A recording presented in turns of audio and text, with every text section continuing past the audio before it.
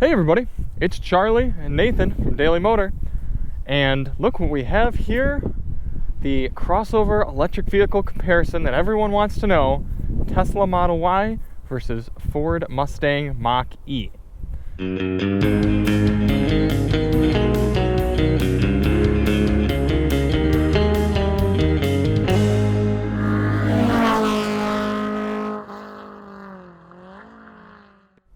Now, right off the bat, we have not had a ton of seat time with this Mustang Mach-E. It's a dealership car. We've only had about an hour with it, honestly. We will be getting one for a week loan in about a month. So this is just going to be a preliminary short video, my impressions, Nathan's impressions, and a little bit of driving experience. If you want to see more on the cars, hit that subscribe button and check back in about a month or month and a half or so after we've spent time in an ownership perspective with the Mustang Mach-E. Then we'll really be able to compare between the two cars and see if our opinions change at all. Because this 2021 Tesla Model Y is our personal long-term standard range car. We've had it for just over a week, we've put over 700 miles on it, so we're really getting the ownership perspective on this car. But today, we're taking them out a little bit and we just want to tell you our initial impressions and the pluses and minuses of both of them. One thing I'm noticing right now, obviously looks are subjective, but seeing them in person, the Tesla looks a lot better from the rear. Yeah. I know the front looks are a little subjective on the Tesla. Some people like them, some people don't. And I think the Mustang actually looks pretty decent from the front. But from the back, these lights don't look right to me. Here's what I'm learning. When the press photos and magazine photos are taken, they're always taken right here. And from down here, it looks kind of cool. Yeah. But the moment you stand up and look at it, you're like... It looks squished. Yeah. This black part, if this was red, this might look cool, but that does not look great.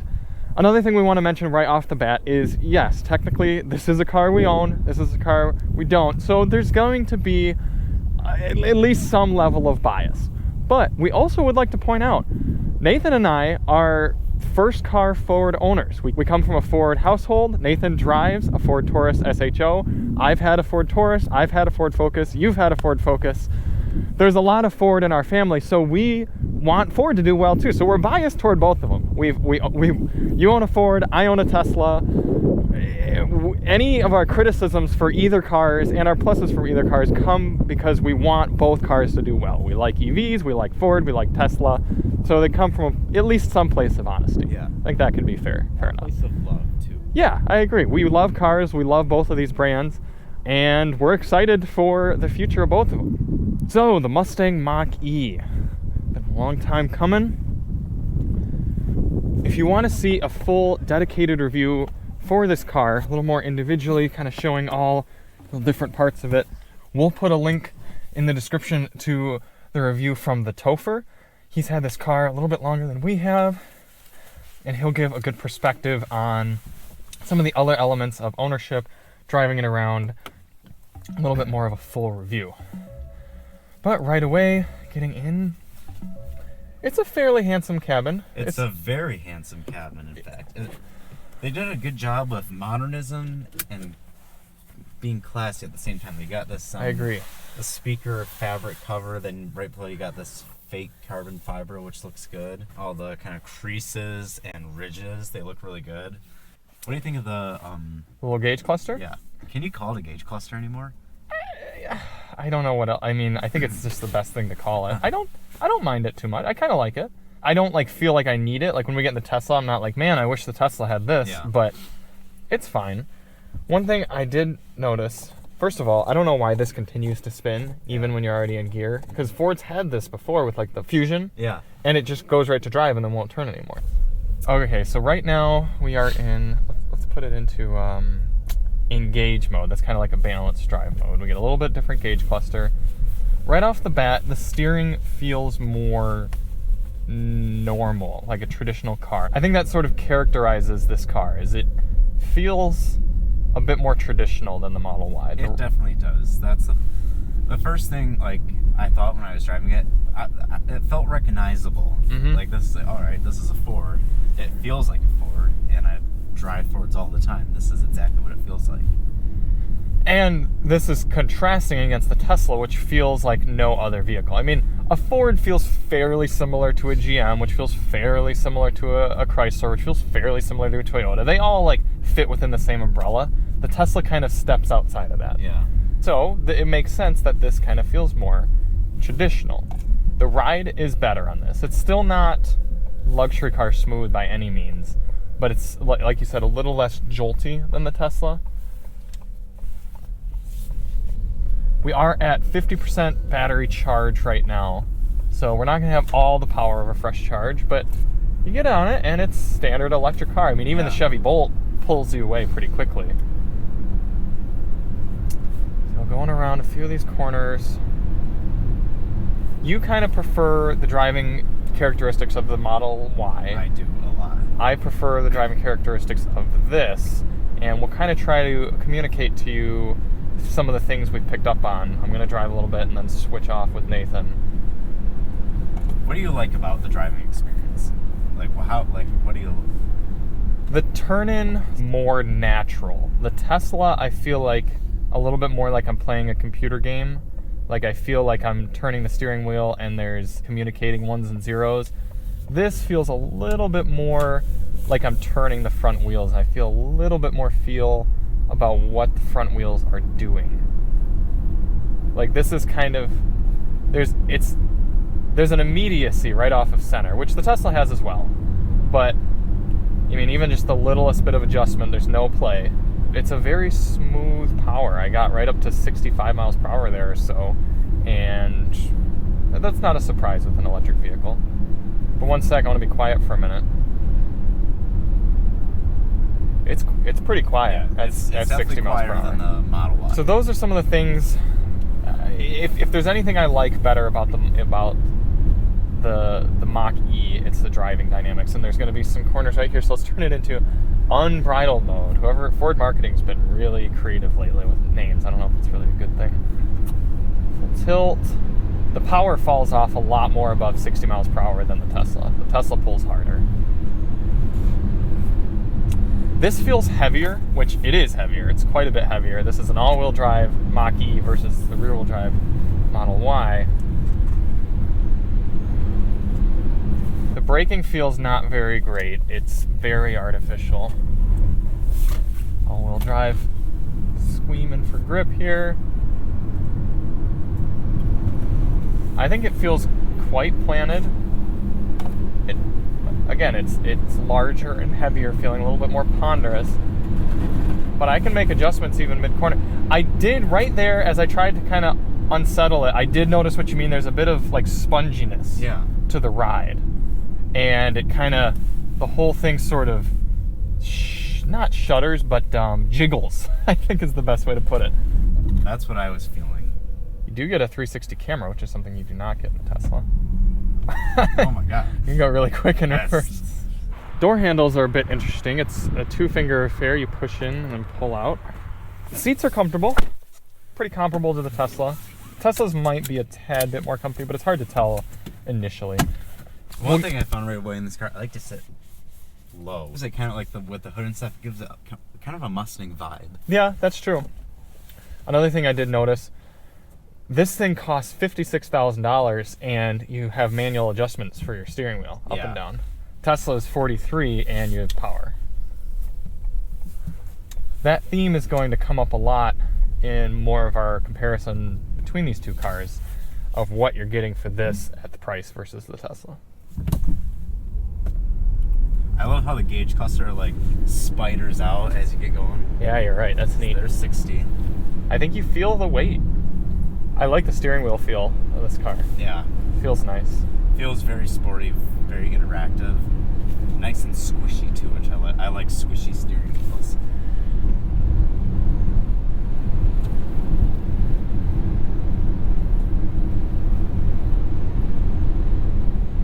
So it did pretty good through there. I mean, I was going about 80 through those, and it felt like it could do more, that's for sure.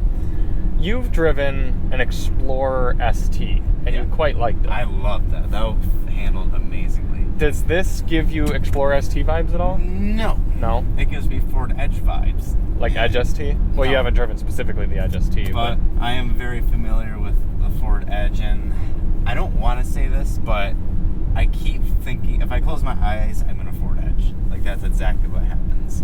And that kind of gets into our conversation we had earlier. This car's got a bit of an identity crisis. It's got Mustang in the title. It certainly has sporty elements and a decently sporty driving feel, but then there's other bits about the car that feel entirely just standard compact crossover. At least the Model Y is honest with itself that it is a compact crossover, and it just happens to also be sporty because Tesla just makes their cars relatively sporty. The Tesla, like, you get into Tesla and you're like, oh my god, this drive's awesome. You get in this, it's like, okay, it's another Ford. And I have not driven the Ford Escape yet, but I'm under the suspicion that it might feel like that. You've driven the Ford Escape. This feels better than an Escape. Okay. Yeah. Although the turn signal stocks feel cheap like an Escape. That's because they are cheap like an Escape. I want to say that this is more confusing to use, but I'm also acknowledging my bias of I'm familiar with the Tesla screen and I'm not familiar with this one. But there are definitely other videos that can be more in-depth with everything you can do, and I'm sure if I sat around and played with it for a while, I would learn where things are and be a bit more familiar with it. But I think the horizontal screen is a better layout for car infotainment. There's a lot going on here, and it takes more clicks to get to things. You can certainly get it squirrelier than you can. Oh yeah, than that's Tesla. one thing I noticed right off the bat when first time I drove this. It, like, as in a snowy parking lot, just wee. It allows you to have more fun, which in the Tesla you can't have any fun, and that's even the standard range rear-wheel drive, and that's a little disappointing. Yep. I agree with you from earlier. I do like kind of the feel of the hood. It feels like a car you have a decent command over. Yeah. What do you think of the door handles? I don't particularly love them. I don't either. And another thing is this: when this is my comfortable position for pulling it. It goes past far the back. door, so I can't use my leverage. You're right. Yeah, your elbow hits the B pillar. Yeah, so you have no leverage. Huh. Getting into the Y, an entirely different experience. To some people, you would think you're getting a lot less for your money because there's nothing in here. But it's certainly a car that does more with less. Now, we will point out this is a rear-wheel drive Model Y, and that was an all-wheel drive Mach-E. So the driving dynamics are going to be a little bit different from that. That one's going to be heavier, objectively speaking. But it's also important to point out that Mach-E that costs $56,000 has an 88 kilowatt-hour battery capacity.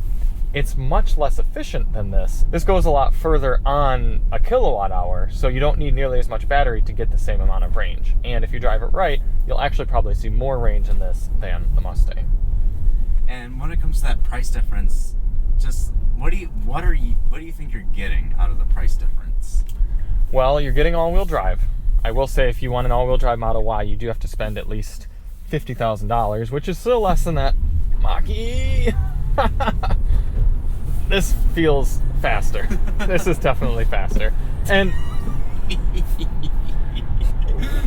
we do have to say this is at 72% battery. That was at 49, but it is certainly hard to remove ourselves from the ownership situation, the fact that I'm familiar with this car. But it just feels, from the driving dynamics, the less weight of this car and the rear-wheel drive-ness is definitely more exciting. Not only that, like when I was doing that back there, when I first did that in the Mach-E, I panicked a little bit because I thought I was going to jump into the ditch. This, I just matted it. I'm just like, oh, it's going to go around. Like I'm so much more confident with this car driving it. The Tesla does feel more planted, and it feels a little bit more nannied. The Mach-E, you can get into a little bit more trouble. Now, whether you think that's a good thing or not, that's on you. But I will say, you can drive this car very fast and very aggressively, and it'll perfectly balance your throttle, your steering, everything to keep you from getting in too much trouble. I know that the charge has something to do with it, but it definitely pulls much harder when you're higher up. And it's moving a bunch less weight. The regen is much stronger in this car. I see you're just barely getting on the brake pedal because you kind of didn't exactly know where the corner was, but in general, you do not need to use the brake pedal in this car.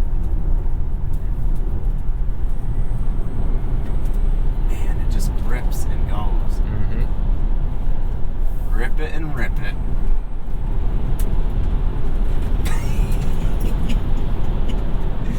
That was exciting. Now, when I did that in the Mach-E, it just, something about it just wasn't as fun. Yeah? I didn't feel like I could do it. I did not have the confidence. No 360 camera. You did mention that, but mm-hmm. I like this camera setup better. Right. Definitely prefer the door handle buttons in this car.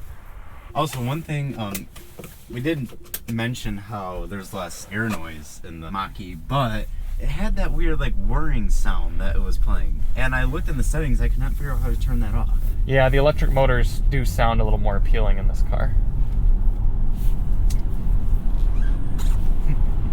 The acceleration feels different. Everything, it's something with the smaller steering wheel, this feels less like you're in a cockpit and more like you're piloting a remote control car. That's not to say it's not a very capable remote control car, but I feel more like I'm sitting up on top of this car, kind of like it could almost do it without me, whereas the Mach-E still feels like a car that needs me to drive it. And that's not a criticism or a praise, it's just kind of an observation.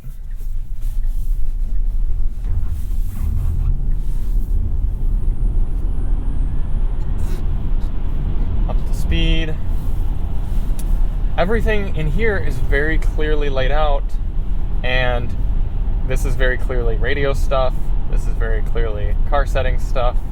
I just think they laid this center display out really, really well.